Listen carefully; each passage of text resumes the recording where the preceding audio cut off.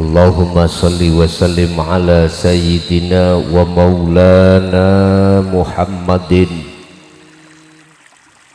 wa ala alihi wa ashabihi ajma'in. Apa di situ dikatakan? Kul in kuntum tuhibbunallaha fattabi'uni yuhibbukumullah. Muhammad katakan kepada umatmu, jikalau Islammu kepingin sempurna, jikalau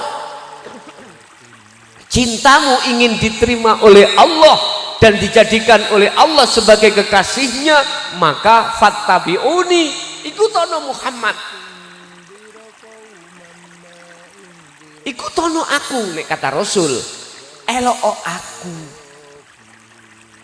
Pertanyaannya, ya Rasul, saya mengikuti panjenengan ini yang bagaimana? Saya sejak kecil sampai besar, saya mengikuti hukum di dalam syariah. Ya. Mana perintahku jalankan, mana laranganku tinggalkan. Jabe Rasulullah umpami angsal kula jawab, Pak. Di dalam Quran, Al-Quranul Karim itu mboten enten jawaban pertanyaan, syarat dan jawab seperti ini, enggak ada. Mungkin sampean bisa melihat di kitab teles atau di Al-Quranul Qadim baru ketemu. Kita harus mengikuti Kanjeng Rasul yang bagaimana, Bapak Ibu, biar keislaman kita sempurna, biar cinta kita betul-betul, iman kita betul-betul terhadap Allah yang disebut iman yang sudah ihsan. Tolong, madhab 4 Imam Syafi'i, Maliki, Hanafi, Hambali sepakat di dalam Islam itu tahapannya ada 4: syariat, thariqat, hakikat dan makrifat. Iki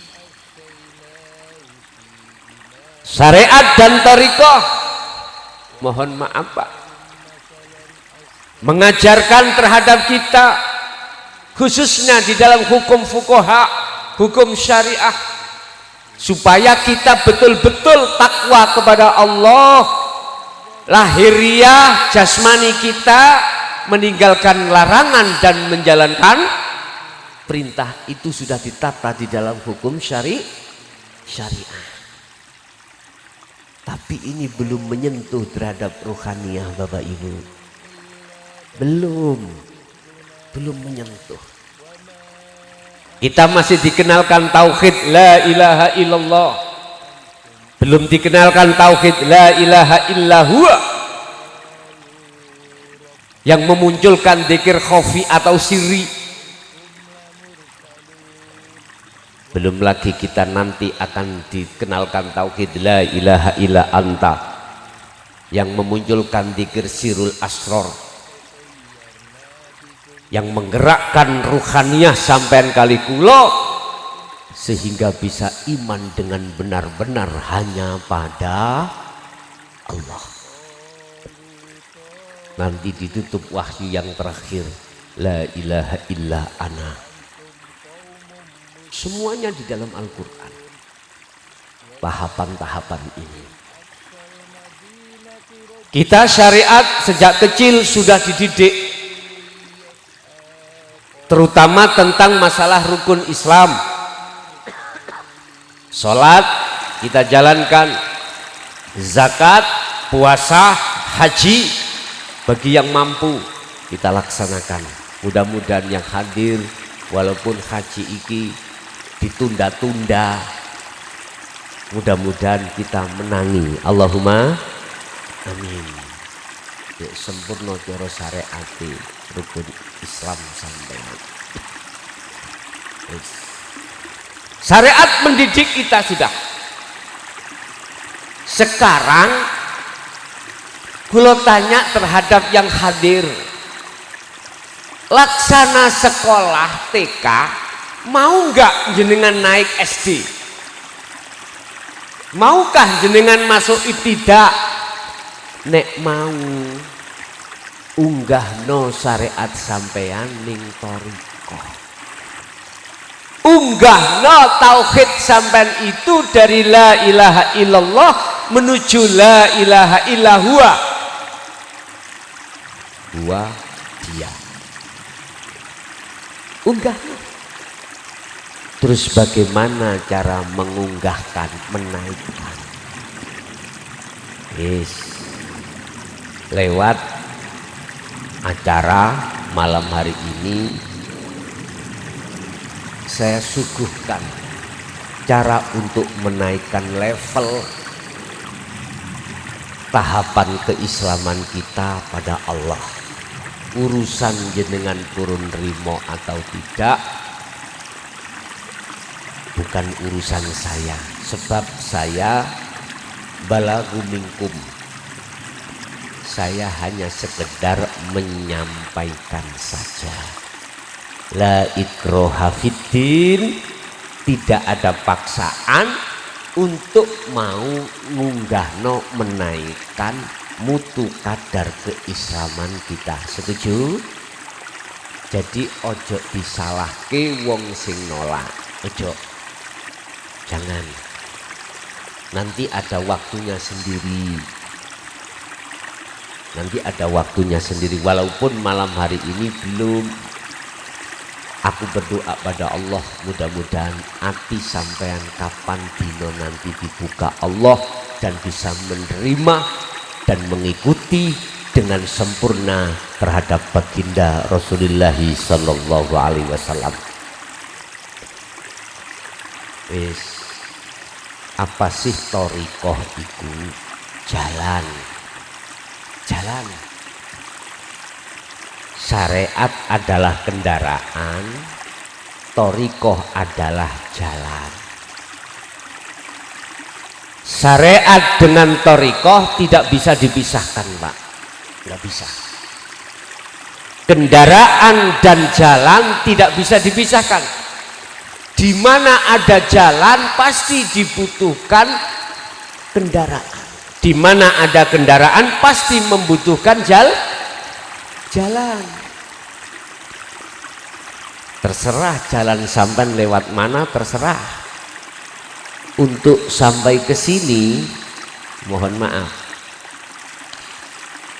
di dusun Siwaru, desa Tanjung Tirta, terserah. Lewat utara silahkan, lewat selatan silahkan, lewat timur silahkan, lewat barat silahkan. Saya ini bingung boten.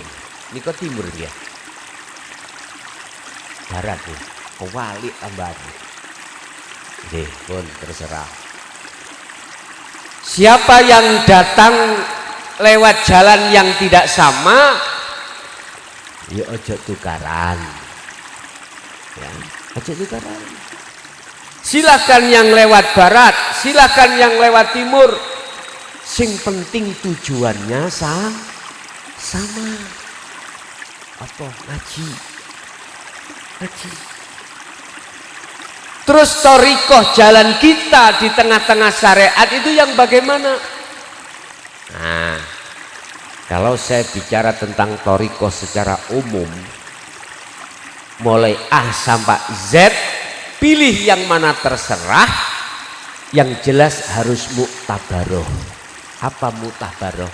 Sanatnya itu sampai terhadap baginda Rasulullah Muhammad sallallahu alaihi wasallam. Berarti kesanatannya sambung. Saya tidak menyuruh nang thariqah iki ndak, terserah Anda. Ikut jalan secara umum. Tapi ada jalan yang khusus. Lah ini khusus jalan ini. Seperti halnya yang telah dilakukan oleh baginda Rasulullah sallallahu alaihi wasallam. Sebab pada saat kenabian baginda Rasul, thariqah jalan yang sekarang kita anggap thariqah mulai A sampai Z muktabaroh itu pada saat beliau itu belum ada. Nah, terus thariqahnya Kanjeng Nabi bagaimana? Jalannya bagaimana? Nyuwun sewu Pak ya, mbok menawi lagi niki sampean krungu keterangan ini, jangan di backlist dulu, jangan dikatakan salah dulu. Ayo bersatu. Apa thariqahnya Kanjeng Rasul? Ini yang kusebut secara khusus. Sholat ikut thariqah. Nama sholat ikut thariqah. Nama aktivitas apapun, maca Quran, ngaji, apapun itu thariqah, itu jalan. Lah hakikatnya apa? Tujuan, hakikat itu tujuan Pak. Tujuanmu sholat kemana? Ayo. Tujuan jenengan kerja, cari uang atau gimana? Allah sampun katakan dalam salah satu surat, wa ma khalaqtul jinna wal insa illa liya'budun. Aku tidak akan menciptakan jin dan manusia termasuk kita ini kecuali hanya diperintahkan menyembah. Bahasa menyembah dikatakan benar manakala sing nyembah harus ketemu weruh sapa sing disembah. Iki syarat. Dikatakan sembah sing bener adalah syarat yang menyembah harus tahu dan ketemu siapa yang disembah. Sama dengan saya diundang jenengan. Saya diundang panjenengan di sini, dikatakan sah manakala saya bertemu sing ngundang. Allahu Akbar, Allahu Akbar, undangan. Nggih, Pak? Undangan. Sing ngundang Gusti Allah. Yang kutanyakan, ada hakikatnya enggak? Bisa enggak tahu. Tujuannya sudah benar betul sampai nekani undangan. Hakikat itu tujuan. Apa tujuannya kita? Mendatangi undangan, menyembah terhadap Allah.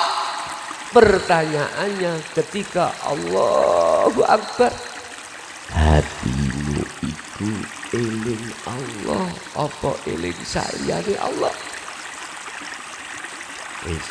Gak wani jawab. Mengapa kita setiap saat dan waktu ketika sholat Allahu Akbar di dalam hati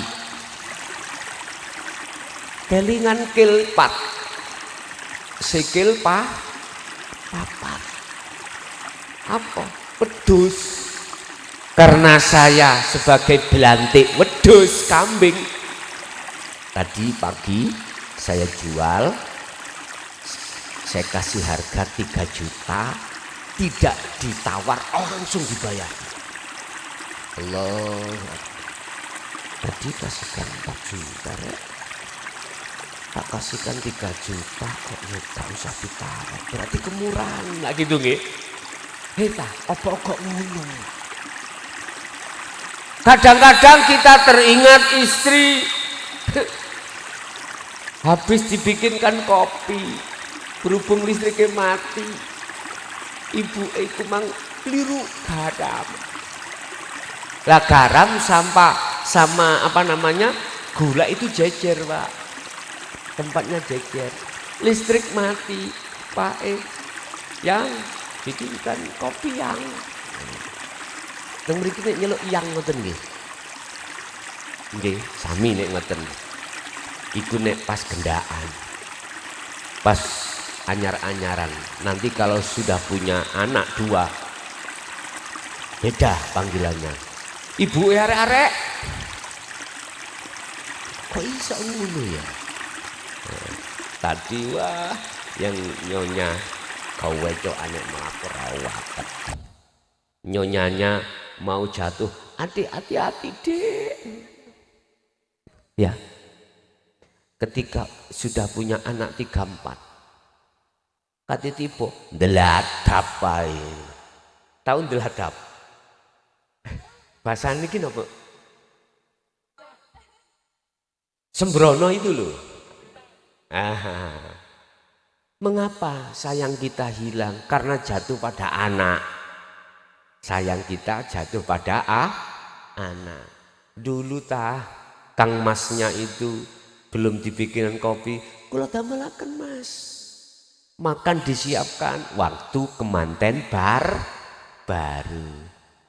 Sudah punya anak 3-5. Gak ngkai dhewe ya gak pateken. Kok ngalih ngono ya. Ning kene nggih ngoten nah. Nek Mojokerto ngono, Pak. Nek kene mboten. Maksudnya mboten beda. Bon, kembali kepada ayat. Mengapa kita ketika sholat hati teringat pada selain Allah? Mengapa? Inilah yang menjadi pertanyaan besar mestinya terhadap kita sebagai umat Islam khususnya. Evaluasi. Makanya Pak Panitia tadi bilang, muga-muga iso ada di sholat yang khusyuk lah. Di situ. Mengapa? Ini Pak yang harus kita bedah. Sebab barang siapa saat nilai sholatnya di mata Allah bagus, pasti lainnya akan jadi sebaliknya. Bila mana nilai sholat kita di mata Allah jelek, maka jeleklah lainnya. Wes rumus iku.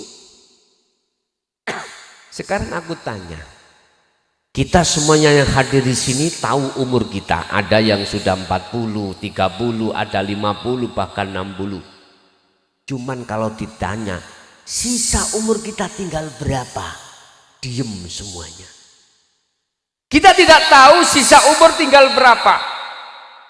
Kalau kita tidak lekas, Bapak Ibu, mohon maaf, mengevaluasi sholat kita, mengevaluasi hati kita kepada Allah. Terus bagaimana nasib kita saat kita kembali kepada Allah? Allah sudah berkata di dalam surah Az-Zumar ayat 54, wa anibu ila rabbikum wa aslimu lahu min qabli ayyatiyakumul adab tsumma la tunsarun. Kita tidak akan pernah mendapatkan pertolongan dari Allah setelah kita meninggal, Pak. Tidak akan pernah mendapatkan pertolongan dari Allah apabila waktu kita di dunia ini kita sibukkan hati ini untuk berbicara, untuk beribadah, untuk beriman terhadap selain Allah. Alias bila mana di dunia ini ruhaniyah kita belum bertemu Allah, jangan harap sholat akan bisa khusyuk. Jangan harap. Masyoto, masyoto bahasa Indonesia apa? Walaupun status kita sebagai apapun nggak akan pernah bisa. Alimo koyo apa kita sondol langit pitu, ilmu kita manakala belum musyahadah terhadap Allah, belum makrifat pada Allah, jangan harap sholat kita di mata Allah bernilai baik. Jangan harap kita akan bisa melakukan sholat dengan khusyuk, nggak bisa. Apa itu sebab? Pun tak jawab. Satu, karena kita ketika sholat ruhaniyah kita belum mengikuti ajaran Rasulullah Muhammad Sallallahu Alaihi Wasallam. Belum. Kita cuman mendompleng, ngikuti syariatnya saja. Hakikatnya belum.